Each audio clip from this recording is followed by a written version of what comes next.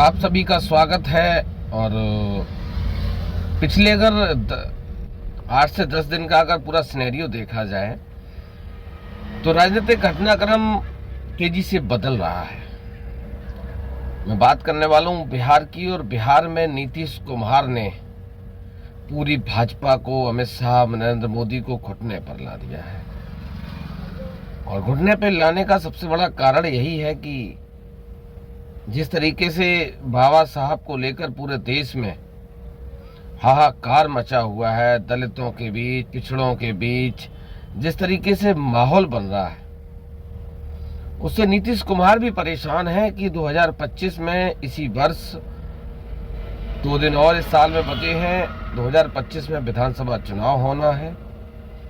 और 2025 के विधानसभा चुनाव में कहीं ऐसा ना हो जिस तरीके से दलित समाज के बीच और पिछड़ों के बीच बाबा साहब के ऊपर की गई टिप्पणी की वजह से दलित समाज भारतीय जनता पार्टी से छिटक रहा है, दूर जा रहा है, और उसका नुकसान भारतीय जनता पार्टी को उठाना पड़ सकता है।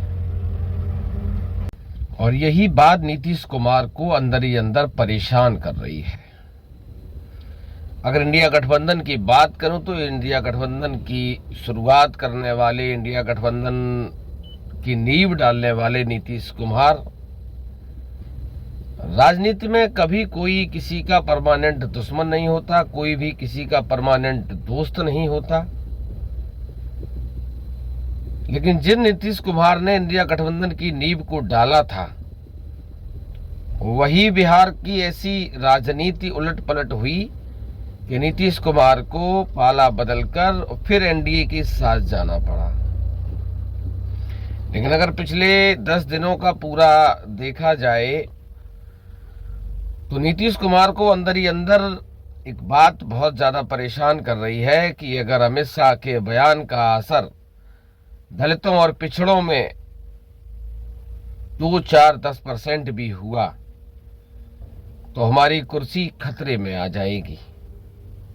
और यही कारण है कि नीतीश कुमार एकला चलो का आलाप लेकर बिहार में निकल पड़े हैं।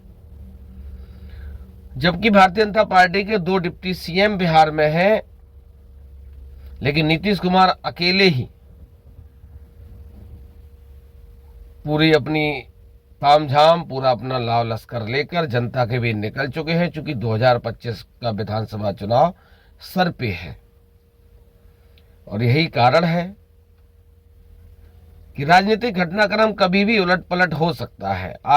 आरजेडी की अगर बात करूं तो आरजेडी की तरफ से मनोज झा से लेकर शक्ति सिंह से लेकर बहुत से लोगों ने इशारा भी किया है कि, और इशारे के मायने कुछ छोटे नहीं हैं, धुआं तभी निकलता है जब कहीं ना कहीं कुछ ना कुछ सुगबुगाहट हुई होगी, कुछ ना कुछ वार्तालाप हुआ होगा। पूरे देश की निगाहें नीतीश कुमार की तरफ इसलिए भी टिकी हुई हैं कि नीतीश कुमार के पलटने से न केवल बिहार की सत्ता पलटेगी, उसके साथ साथ केंद्र की भारतीय जनता पार्टी की सरकार भी खतरे में आ जाएगी। और खतरे में ही नहीं, वो भी लगभग, उसका भी गिरना लगभग तय है। यही कारण है कि लगातार विपक्ष ये प्रयास कर रहा है कि नीतीश कुमार जल्दी से पलटी मारें और भारतीय जनता पार्टी को सत्ता से बेदखल करने में विपक्ष को आसानी हो। लेकिन एक और चीज है कि नीतीश कुमार राजनीति के मजे हुए खिलाड़ी हैं। अगर नीतीश कुमार पलटते हैं तो बिहार की कमान तेजस्वी यादव के हाथों में हो सकती है, और वहीं देश की कमान नीतीश कुमार को भी मिल सकती है। इसमें भी कोई अचंभे वाली बात नहीं हो सकती। हालांकि कुछ लोग इस बात का विरोध भी करेंगे, लेकिन ज्यादातर लोग इस पक्ष में होंगे। चूंकि अगर उत्तर प्रदेश की बात करूं तो देश की सबसे बड़ी पार्टी समाजवादी पार्टी बनकर उभरी है, और समाजवादी पार्टी कतई नहीं चाहती, कोई रिस्क नहीं लेना चाहती, क्योंकि 2027 का विधानसभा चुनाव केवल 2 साल बचे हुए हैं। और सपा बिल्कुल नहीं चाहेगी कि किसी भी तरीके से हम 10 साल का वनवास झेल चुके हैं और हमें और अब वनवास झेलना पड़े। यही कारण है कि सारे विपक्ष के नेता अब इस विकल्प में लगे हैं, इस जुगाड़ में लगे हैं। और राजनीतिक जानकारों की अगर माने, क्योंकि कई नेताओं से, कई राजनीतिक जानकारों से हमारी भी वार्तालाप हुई, उनका कहना है कि नीतीश कुमार ने करवट तो ले ली है, लेकिन पूरी पलटी कब मारेंगे ये कुछ कहा नहीं जा सकता, लेकिन हाँ पलटी मारेंगे ये भी कंफर्म है। क्योंकि नीतीश कुमार के पास भी अब आखिरी मौका है प्रधानमंत्री की कुर्सी तक पहुंचने का। अगर इस बार चूके तो भविष्य में कोई संभावना, कोई गुंजाइश कुछ नहीं बचेगा।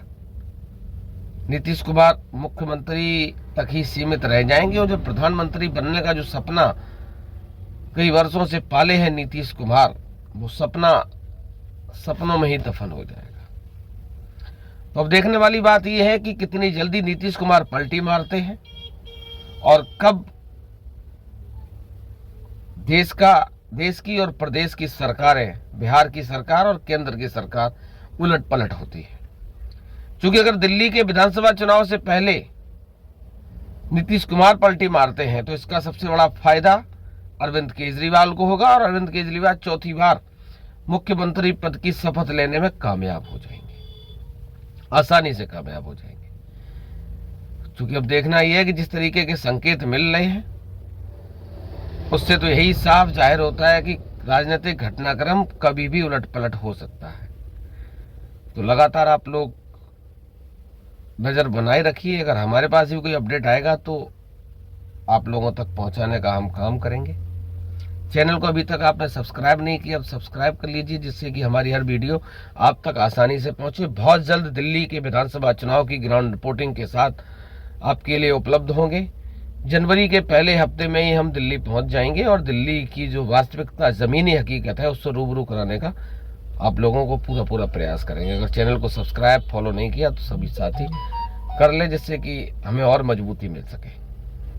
बहुत बहुत धन्यवाद सभी का।